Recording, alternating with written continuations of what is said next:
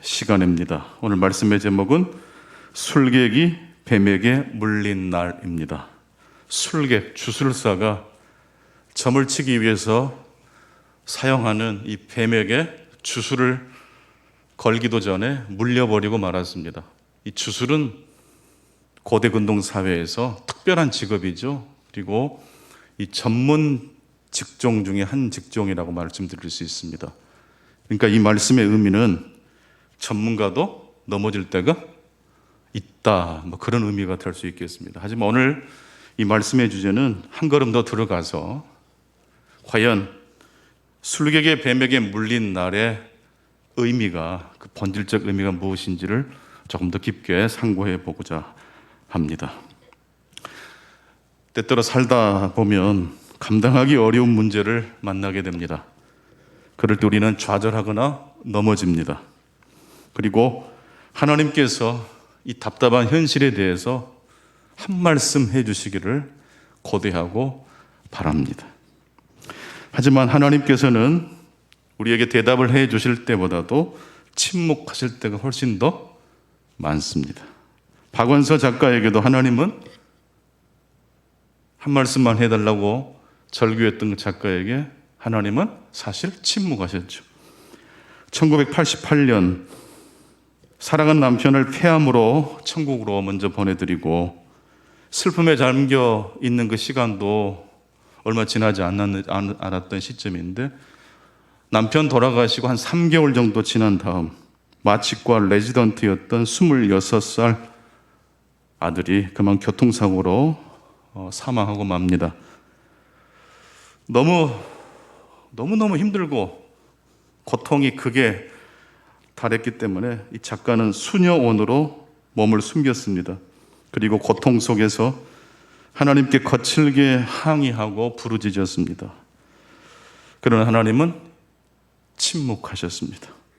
어느 날 저녁 이 기도에 참석을 이 작가가 했는데 거기에서 자기와 똑같이 통절한 괴로움을 겪고 있는 또 다른 사람을 우연히 이 작가가 만나게 됩니다.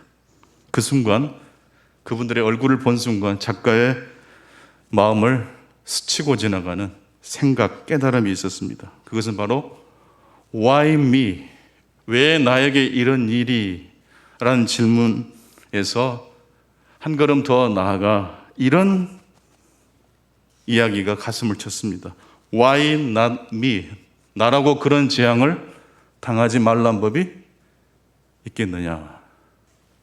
왜 나에게 이런 일이 있습니까? 라고 처절하게 하나님께 부르짖었는데 동일한 통절한 슬픔을 겪고 있는 한 가정의 모습을 보고 비로소 이 작가는 Why not me?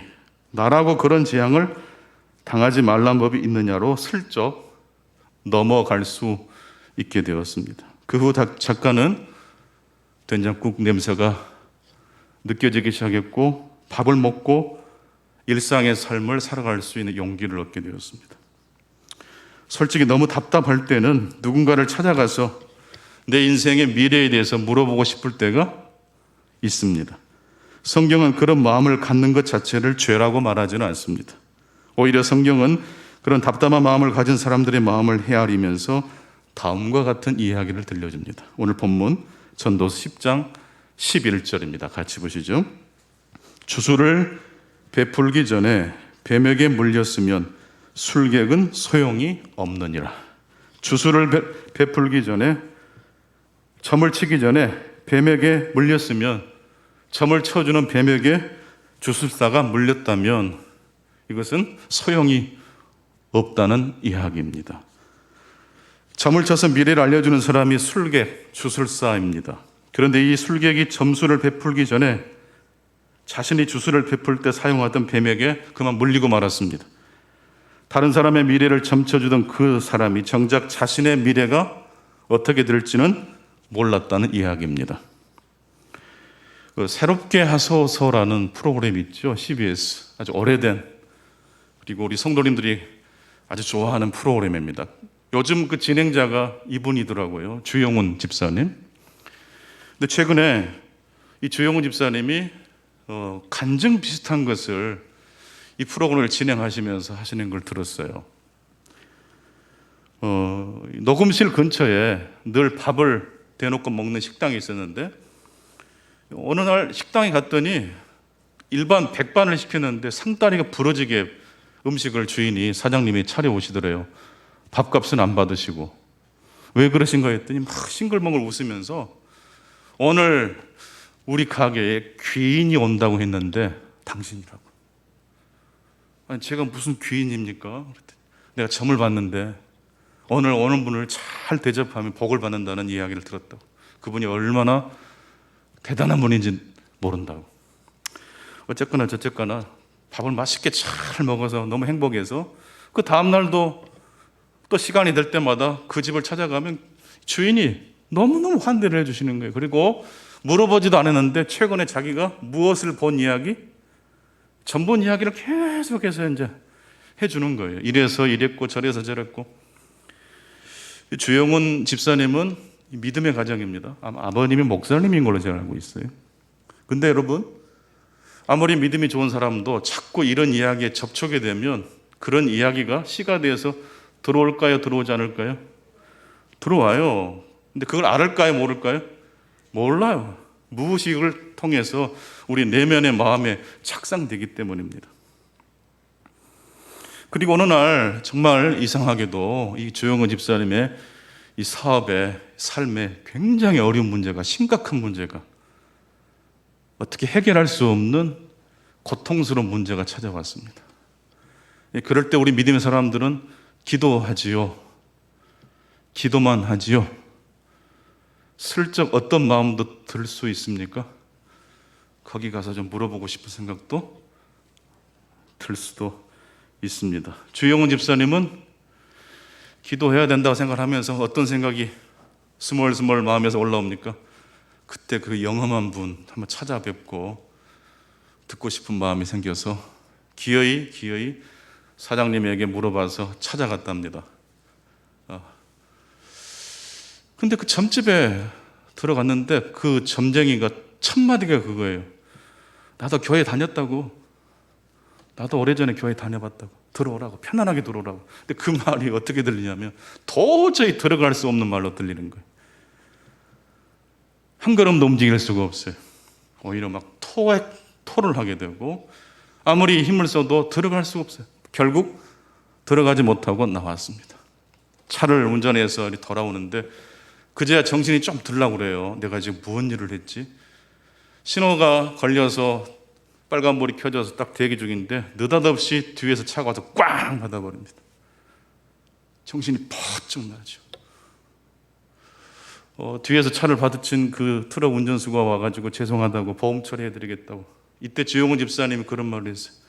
그때까지 정신 하나도 없었던 거예요. 아, 괜찮다고. 그냥 가시라고. 아니 이렇게 차가 많이 망가졌는데 괜찮다고. 주영 집사님은 이 자동차 사고를 그냥 사고라 생각하지 않고 하나님이 그냥 꽝 사인을 주는 걸로 생각을 했어요. 아, 내가 정신 차려야 되겠구나. 전도서는 그리고 성경을 답답한 처지에 놓인 우리 믿음의 사람들에게 답답할 때, 힘들 때 무엇이라고 말씀하십니까? 전도서 9장 1절을 보시겠습니다. 우리 전도서 9장 1절 같이 한번 보실게요. 이 모든 것을 내가 마음에 두고 이 모든 것을 살펴본 즉 의인들이나 지혜자들이나 그들의 행위나 모두 다 하나님의 손 안에 있으니 사랑을 받을지 미움을 받을지 사람이 알지 못하는 것은 모두 그들의 미래의 일들임이니라. 사랑을 받을지 미움을 받을지 이것은 신자의 미래에 관계된 이야기죠. 그러니까 사랑을 받는다는 것은 성공적 열매가 되겠고 미움을 받는다는 것은 실패한 일이 되겠죠. 이왕이면 사랑받는 미래가 되실 수 있기를 축원합니다. 근데 이 전도서 기자는 성경을 통해서 하나님 뭐라고 말씀하세요? 사랑을 받을 수도 있고 미움을 받을 수도 있다는 거예요. 아플 수도 있고 나을 수도 있어요. 수전 선책이라는 이분이 은유로서의 질병이라는 책을 썼는데 내용이 간단해요. 암투병 중에 책을 쓰셨는데 사람들이 자꾸 자신의 병에 대해서 이러쿵저러쿵 말을 하는 것이 너무 고통스러워서 책을 쓴 거예요. 병 나서 치료받는 것인데 뭐가 안 좋아서 그랬다 이렇게 자꾸 하는 것이 이 환자에게 고통을 준다는 거죠. 여러분, 전도서 3장 1절부터 10절을 쭉 읽어보세요. 나을 때가 있으면 죽을 때가 있고, 아플 때가 있으면 치료받을 때가 있고, 헐 때가 있으면 세울 때가 있는 거예요. 여기서 중요한 것은요, 아플 때, 병들 때, 고침을 받을 이런 것이 중요한 게 아니고 무슨 때에 그런 일이 벌어진다는 거예요? 하나님의 때. 하나님의 때가 중요한 거예요. 병들어도 사업에 실패를 해도 내 인생의 중심은 성공과 실패가 아닌 하나님 아버지가 되실 수 있기를 축원합니다. 그래서 오늘 전도서 9장 1절을 보게 되니까 사랑을 받을지 미움을 받을지 성공할지 실패할지 신자의 미래는 알 수 없다고 하나님 말씀하시면서 동시에 하나님은 불확실한 미래만 말씀하시지 않고 확실한 것 한 가지 진리를 우리에게 말씀해 주셨죠. 그것은 뭡니까? 신실한 신자의 삶이 누구 손 안에 들어가게 됩니까? 하나님의 손 안에 들어가게 되는 줄로 믿습니다. 여러분, 실패하고 병들면 하나님의 손 안에 못 들어갑니까? 이게 아니라는 거예요. 사업이 망하고 아프고 병들어도 하나님을 경외하고 하나님을 내 인생의 중심으로 삼는 자들의 삶은 누구의 손 안에 들어갑니까? 여호와 하나님의 손 안에 들어가게 된다는 말씀이에요. 신자의 미래는 알 수 없습니다. 알 수 없는 것을 굳이 알려고 해서는 안 됩니다. 중요한 것은 우리의 삶이 하나님의 손 안에 들어가 있다는 말씀입니다. 그런데 여기서 우리의 미래를 알 수 없다는 것이 꼭 부정적으로 해석할 필요는 없습니다. 신자의 미래가 알 수 없다. 즉 확정되어 있지 않다. 그러니까 점을 봐도 소용이 있다 없다? 없는 거예요. 확정된 미래라면 점을 봐서 영험한 주술사에게 찾아가서 뭐 한 장 얻어와야 돼요? 부적 하나 몸에 지니고 그 애곤을 피해가는 방법을 찾아야 되지 않습니까? 그런데 신자의 미래는 결정되어 있어요? 결정되지 않았어요? 결정된 것이 하나도 없어요. 신자의 미래가 확정되어 있지 않다는 것 때문에 오히려 우리의 삶은 희망이 있다는 말씀이기도 합니다. 신자의 미래는 닫힌 미래가 아니라 어떤 미래입니까? 열린 미래입니다. 어떤 경우에라도 우리 믿음의 사람들의 미래는 확정되어 있지 않습니다. 실패한 과거의 경험이 있다고 하십시다. 그러면 계속해서 또 실패하라는 법은 없습니다. 성도 여러분, 우리의 미래는 확정되어 있지 않습니다. 그래서 우리의 삶에는 무엇이 필요 없어요? 부적이 필요 없어요. 신자의 미래는 알 수 없지만 그러나 보다 더 중요한 확실한 것 한 가지를 붙들고 나아가십시다. 신자의 수고가 결코 헛되지 않는다는 말씀입니다. 이 모든 것을 내가 마음에 두고 이 모든 것을 살펴본 즉 의인들이나 지혜자들이나 즉 하나님을 사랑하는 사람들을 가리킵니다. 그들의 행위가 모두 다 누구의 손 안에 있습니까? 하나님의 손 안에 있습니다.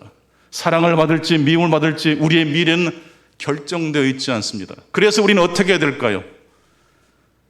그래서 우리 여러분 어떠한 경우에라도 포기하지 마시고 희망을 놓지 않고 나아가시는 저와 여러분 되시기를 간절히 축원합니다. 술객과 하나님 둘 중 누구를 더 신뢰하시겠습니까? 열심히 성실하게 살아도 반드시 좋은 결과만 있는 것은 아닙니다. 하지만 주님 오실 때까지 변치 않은 진리 한 가지 꼭 붙들고 나아가십시다. 그것은 바로 우리의 삶에 누가 개입해 계십니까? 하나님의 손이 있습니다. 이 하나님의 손을 다른 말로 하면 뭘까요? 헤븐입니다. 헤븐, 천국. 하나님의 손은 다른 말로 하면 천국입니다. 예수 그리스도께서 이 땅에 오심으로 천국, 하나님의 나라는 이미 우리의 삶 속으로 들어왔습니다. 회개하라, 천국이 가까이 왔느니라. 이미 도착했다는 뜻이에요. 천국은 그래서 미래가 아니라 현재인 것입니다. 그리스도 안에 있는 자들은 이미 새로운 피조물인 것입니다. 고린도후서 5장 17절 말씀 다 함께 읽겠습니다. 시작. 그런즉 누구든지 그리스도 안에 있으면 새로운 피조물이라. 이전 것은 지나갔으니 보라 새 것이 되었도다. 새 것이 될 것이다 나가 아니고 새 것이 되었도다. 이미 우리는 새로운 피조물이 된 줄로 믿습니다. 새로운 피조물이 된 자들은 더 이상 육신의 눈으로 이 세상을 보지 않고 부활하신 그리스도의 눈으로 이 역사와 우리 삶을 바라보는 법을 배워나가는 사람입니다. 믿음을 가지고 살아가는 신자에게 천국은 장차 미래에 누리게 될 어떤 것이 아니라 이미 그 나라는 시작된 나라입니다. 보통 우리는 천국 이야기를 하면 항상 마지막 끝에 가서야 누릴 수 있는 걸로 생각합니다. 그래서 복음의 내용을, 이 성경의 내용을 몇 단어로 정리해 보면 성경은 계시의 책이지 않습니까? 그리고 하나님에 대한 신론에 대한 말씀이 있고, 세 번째로 예수님이 어떤 분이냐 기독론에 대한 말씀이 있고, 어떻게 우리들이 구원을 받는지에 대한 구원론에 대한 말씀이 있고, 그리스도의 몸인 교회가 무엇인지에 대해서 성경은 이야기하고 있습니다. 그리고 맨 마지막에 천국 종말에 대한 말씀을 배치하는 것이 보통 우리들이 생각할 때 이 성경의 스토리입니다. 그런데 여러분, 지금까지 방금 보았던 이 계시론, 신론, 기독론, 구원론, 교회론, 종말론의 내용은 손대지 말되 순서, 배열을 바꿔보면 어떨까요? 하나님의 나라는 장차 올 나라입니까? 이미 예수님이 이 땅에 오심으로 이 땅에 도래한 나라입니까? 이미 하나님의 나라는 시작된 줄로 믿습니다. 그러면 종말론을 맨 끝에 두는 게 아니고 맨 앞에 둬보자는 거예요. 오늘 우리 믿음의 사람들이 먹고 마시고 즐거워하고 하나님과 관계된 모든 일들을 기쁨으로 감격하면서 감당한다면 그 일들 속에 기쁨과 보람이 주어질 것입니다. 그 기쁨은 단순히 육체적 기쁨이 아니라 무엇과 연결된 기쁨일까요? 하나님의 나라, 천국과 연결된 기쁨인 줄로 믿습니다. 그래서 우리는 교회에 오는 게 헬스클럽 갈 때 기쁨과 같아야 달라요. 헬스클럽 가서 에어로빅 댄스 하는 것도 굉장히 즐겁지만 여러분, 교회 가서 하나님의 이름을 영화롭게 드리고 예배할 때의 감격은 단순히 내가 해야 될 일을 했으니까 보람되는 그 일과의 연결되는 일이 아니죠. 이것은 하나님을 경험하는 감격과 놀라운 축복이 있는 시간이 될 줄로 믿습니다. 천국이 현재적으로 소급되어 적용되는 시간이 예배 시간입니다. 신자에게 천국이란 먼 미래의 일이 아니라 이미 새로운 피조물이 된 우리 신자의 삶 자체가 천국에 속해 있다는 것입니다. 오늘 또 내일 또 먼 훗날 마침내 내가 죽을 때 경험하게 되는 천국이 아니라 이미 숨을 쉬고 먹고 마시고 살아가는 모든 내 삶의 일거수일투족이 천국과 연관되어 있음을 믿음의 눈으로 바라보시는 저와 여러분 되시기를 축원합니다. 그래서 우리 신자의 삶은 미리 맛보는 천국의 삶이 되는 것입니다. 기쁠 때뿐만 아니라, 그래서 이 천국의 삶을 소급 적용한다는 것은 신자가 눈물을 흘리고 고난의 고통을 겪을 때에도 신자의 고난은 고난으로 끝나지 않고 장차 그 고난이 무엇으로 바뀝니까? 하나님의 영광과 연결되는 것입니다. 그래서 고린도후서 4장 17절 말씀 우리 함께 화면을 보시면서 읽겠습니다. 시작. 우리가 잠시 받는 환난에 경한 것이 지극히 크고 영원한 영광에 중한 것을 우리에게 이루게 함이니. 신자가 겪는 이 환난이 큰 것 같아요? 작은 것 같다라고 말씀하십니까? 고통스러운 고통이지만 사실은 장차 우리들이 만나게 될 영광에 비하면 이 고통은 경한 것이 됩니다. 천국을 묵상하니까 현재적 고통을 뛰어넘을 수 있는 용기와 능력을 하나님이 부어주셨다는 말씀입니다.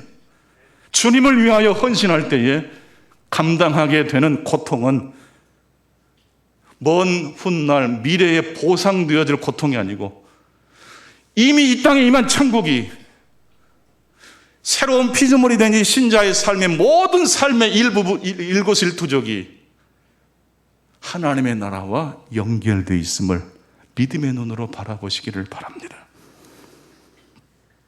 그래서 신자의 삶은 극심한 고통도 영광으로 바뀌어지게 됩니다. 그렇다면 천국이 이미 임한 천국이고 그래서 신자의 삶이 이 천국을 소급 적용하는 삶이 된다고 했는데 천국의 반대말이 뭐죠?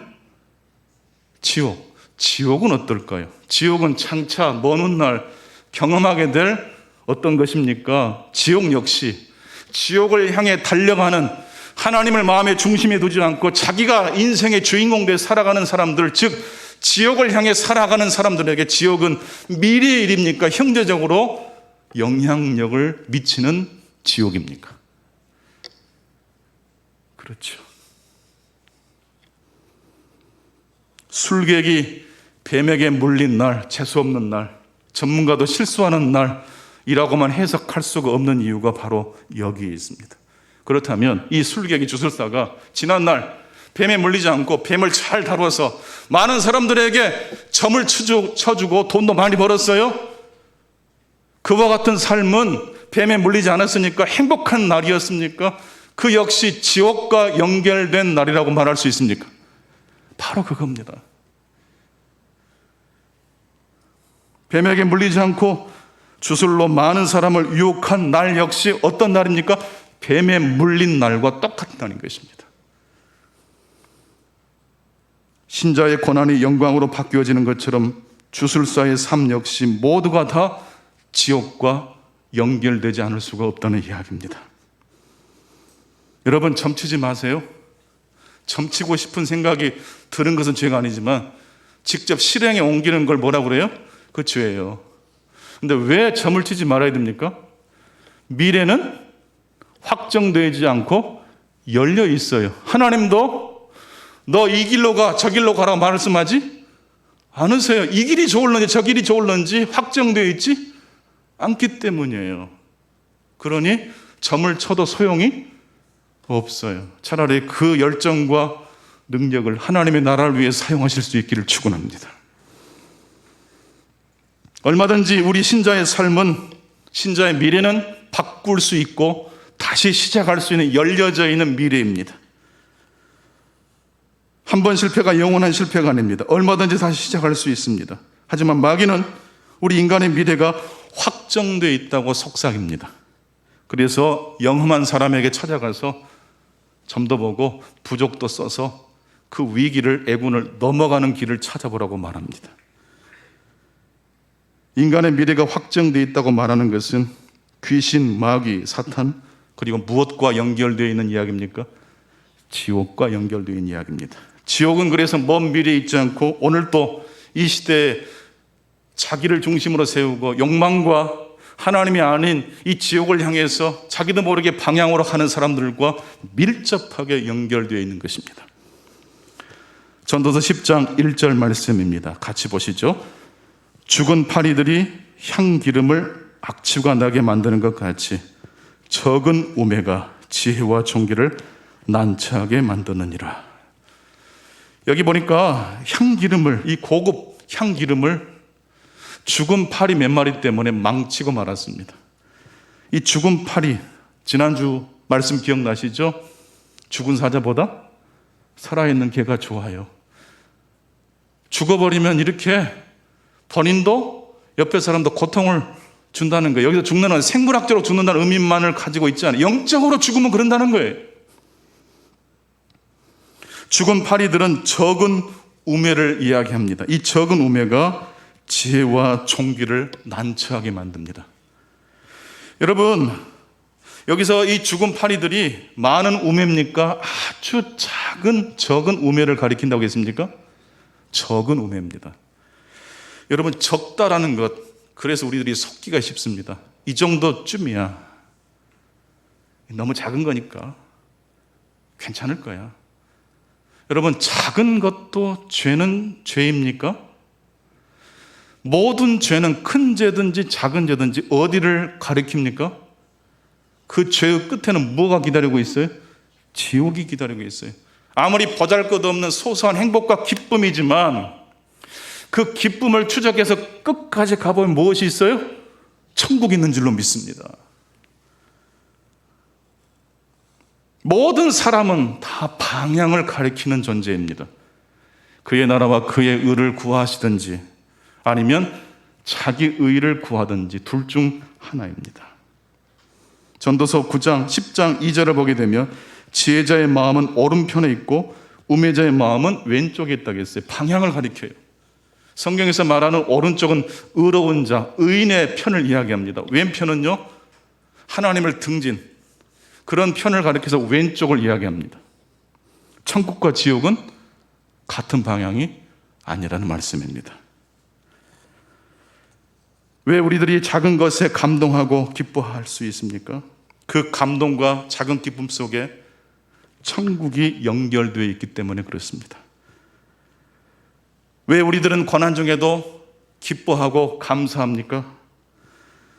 이미 이 땅에 임한 천국을 소급 적용하여 우리가 잠시 받는 환난에 경한 것이 지극히 크고 영원한 영광에 중한 것을 이루기 위한 통로가 된다는 것을 믿기 때문인 줄로 믿습니다. 죽은 파리 한 마리쯤 괜찮다고 넘어가면 될까요? 안 됩니다. 중요한 것은요, 크기가 아닙니다. 방향입니다. 이 땅에 존재하는 모든 것들은 다 방향을 가지고 있습니다. 천국을 가리키든지 지옥을 가리키든지. 어리석음의 근원에는 지옥이 있고 마귀가 있습니다. 적은 우매가 지혜와 종기를 난처하게 만든다고 말하고 있습니다. 오늘 읽은 이 전도서 10장에는요, 우매라는 말이 8번이나 등장합니다. 몇 번이요? 8번. 왜 이렇게 전도서 기자는 우매를 강조합니까? 이 우매가 죄이기 때문이에요. 이 우매가 결국 무엇을 향해 걸어가는 것이기 때문입니까? 지옥입니다. 숙련된 전문가들도 넘어질 수 있습니다. 자신을 과신해서는 안 됩니다. 돌을 옮기거나 담을 세우다가 사고를 만났지 않습니까? 또 전도서 10장 14절에 보게 되면 말을 많이 하는 것, 이것을 주의하라고 말을 합니다. 미래에 대해서 이러쿵저러쿵 말하는 것을 멈추라고 말합니다. 왜냐하면 미래는 하나님도 정해놓지 않았다고 말하고 있기 때문입니다. 어떤 사람의 인생에 대해서 함부로 예단할 수 있어서는 안 된다는 이야기예요. 천국과 지옥은 죽음 이후에 벌어지는 먼 미래의 일이 아닙니다. 이미 시작된 우리의 영적 현실입니다. 죄의 본질, 지옥의 본질은 무엇일까요? 죄와 지옥의 특징은 딱 한 가지입니다. 자기 중심성입니다. 샤르트르라는 작가가 이 닫힌 방이라는 그런 책을 썼는데요. 간단하고 짧은 글입니다. 어떤 사람들이 한 방을 향해 들어가는데 들어가는 문은 있고 나오는 문이 없어요. 그리고 창문이 없어요. 그 속에 들어가는 사람들이 결국 모여서 만나서 무엇을 할까요? 창문이 없고 나가는 문이 없으니까 서로 싸우는 일만 합니다. 지옥이 바로 이와 같다라고 말을 합니다. 반대로 천국은 어떤 곳일까요? 르네 마그리트라는 화가가 인간의 조건이라는 그림을 그렸어요. 그림이 간단해요. 창문 하나만 그렸어요. 이 그림이에요. 인간이 되려면 무엇이 있어야 된다는 이야기입니까? 창문. 열려져 있는 미래. 여러분의 자녀의 인생의 창문을 닫아버리는 일이 있으시면 안 됩니다. 아무리 화가 나더라도 너 안 돼, 그래서 안 돼. 그런 말은 절대 해서는 안 됩니다. 왜냐하면 하나님도 성공할런지 실패할런지 확정 짓지 않으셨기 때문입니다. 창문, 즉 천국을 바라보는 우리의 삶이 되실 수 있기를 바랍니다. 자기 집착에 몰두하는 사람의 마지막에 지옥이 기다리고 있습니다. 우리 성도님들의 삶의 마지막 끝에는 무엇이 있을까요? 그때 가서 결정하겠습니까? 지금부터 하나님의 나라 천국을 소급 적용하는 그런 삶을 살기를 원하십니까? 우리가 어떤 것을 기뻐하고 경탄한다면 그것은 천국과 닮아 있는 어떤 것이 거기에 있기 때문일 것입니다. 신자가 기뻐할 때는요, 세상 사람들이 기뻐하는 것과 달라요. 기쁨의 근원이 이 천국에 있다는 것을 알기 때문에 기뻐하는 거예요. 하지만 우리들이 기억해야 될 것이 있습니다. 우리가 아무리 좋은 것을 이 땅에서 경험한다 할지라도 그것이 천국과 연관된 기쁨일지라도 기억하십시오. 우리가 이 땅에 사는 동안에는 하나님이 이 땅에 다시 예수 그리스도를 제 이름으로 보내주셔서 이 세상을 완성시키기 전까지 우리 신자가 경험하는 제 아무리 좋은 것도 그것은 천국의 그림자지, 천국에서 떨어지는 물방울과 같은 것이지 천국에서 지금도 흐르고 있는 폭포수는 아니라는 말씀입니다. 정말 우리가 제대로 신앙생활을 하고 있다면, 그래서 아무리 행복하고 아무리 즐겁고 기가 막히고 행복한 순간일지라도 뭔가 허전함을 느껴야지 정상입니다. 아무것도 부러울 것이 없고 걱정 근심이 없는데 뭔가 마음이 애처로워요. 쓸쓸함이 있어요. 왜 그런지 아세요? 그게 정상이에요. 우리는 어디를 지향하는 존재이기 때문입니까? 완성된 하나님의 나라를 바라보는 존재이기 때문에 그런 줄로 믿습니다. 부부관계, 부모 자녀 관계, 친구와 친구 사이에도 완벽함은 없습니다. 완벽하다고 생각하는 순간 죽은 파리들이 귀한 향수를 더럽힐 수 있습니다. 시편 42편 1절 말씀 같이 보시죠. 하나님이여 사슴이 시냇 물을 샘 근원을 찾기에 갈급함같이 내 영혼이 주를 찾기에 갈급하니이다. 여기서 시냇 물은 샘 근원을 의미합니다. 바닥을 막 긁고 있어요, 사슴이.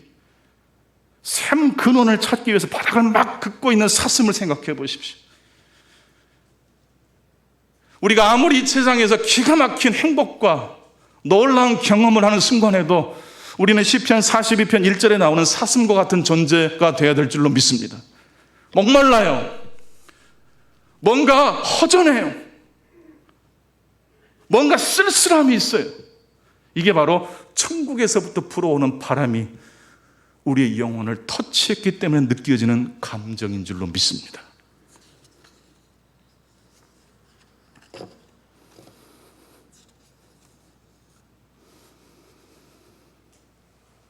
하나님의 나라는 이미 이 땅에 임한 나라인 줄로 저는 확신합니다. 하지만 그 하나님의 진리가 확신한 만큼 우리 인간이 그 하나님의 나라를 바라보는 인간은 사실 한계가 있습니까? 없습니까? 한계가 있습니다. 그것을 알 때 우리는 하나님의 천국 복음을 하나님이 역사하실 때마다 느끼고 경험할 수가 있습니다. 열왕기하 5장에 보게 되면 나만 장군, 문둥병에 걸린 나만 장군이 이스라엘에서 잡혀온 한 소녀가에 의해서 내 고국으로 돌아가면 하나님의 선지자가 당신의 병을 치유해 줄 것이라는 말을 듣고 이 소녀의 말을 듣고 이스라엘로 엘리사 선지자가 있는 곳까지 오지 않습니까? 근데 선지자가 나가서 영접도 하지 않고 하인을 내보내더니 요단강에 가서 몇 번 몸을 씻어라? 7번 몸을 씻으라 그랬어요. 그러니까 이 자기를 푸대접했다고 생각한 나만 장군이 분노하면서 내 나라로 돌아가자. 이 지저분한 요단강, 우리나라에 있는 강에 비하면 아무것도 아니다.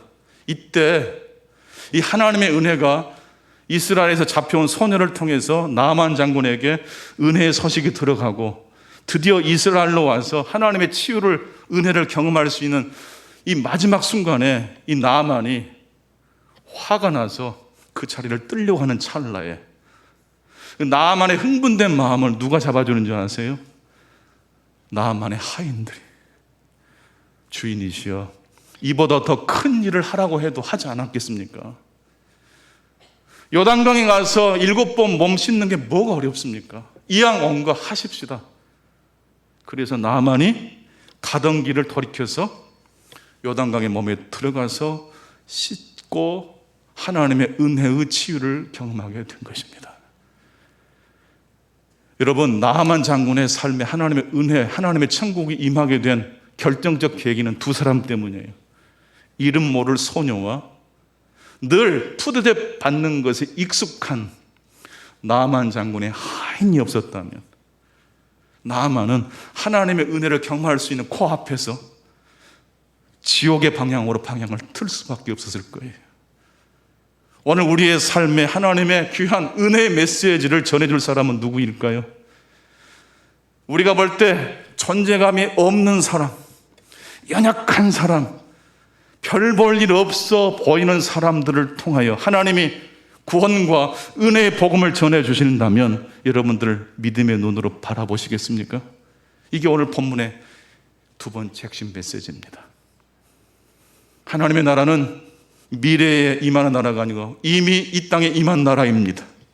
그 하나님 나라를 믿음의 눈으로 소급 적용하시는 여러분의 삶이 되시기를 축원합니다. 그리고 우리 인간은 연약합니다. 한계가 있습니다. 내 힘만으로는 그 하나님의 은혜를 다 수용할 수가 없습니다. 내 옆에 전혀 예상하지 못했던 약한 자를 통해서 하나님 말씀하실 때 꼭 들으시는 저와 여러분 되시기를 간절히 축복합니다. 기도하겠습니다. 하나님 아버지 감사합니다. 이미 그리스도 예수 안에서 새로운 피조물 되게 하셔서 지옥과 마귀와 귀신이 아닌 천국과 천사와 하나님의 진리를 향해서 발걸음을 옮기게 해주신 운명이 바뀐 인생을 살게 해주신 아버지 하나님 감사합니다. 확정된 미래라고 해서 우리들이 이 천국을 위하여 하나님 복음을 위하여 아무 노력도 하지 않고 이 말씀을 듣는다는 것은 참으로 부족한 일입니다. 성경 말씀을 씨름하듯이 읽고 묵상하고 몸부림을 치면서 하나님 앞에 기도하며 나아가는 저희들 되게 해 주옵소서. 하늘의 지혜가 필요합니다. 하나님의 위로가 필요합니다. 천국의 복음이 고난 중에 있는 우리 성도들의 삶에 소급 적용될 수 있도록 복 내려 주옵소서. 언뜻 하나님 우리에게 위로해 주시기 위해서 보내주시는 기쁨을, 그 기쁨을 통해서 찾아오시는 하나님을 영접할 수 있는 지혜로운 우리 모든 성도님들 다 되게 도와주시옵소서. 예수 그리스도 이름으로 기도합나이다.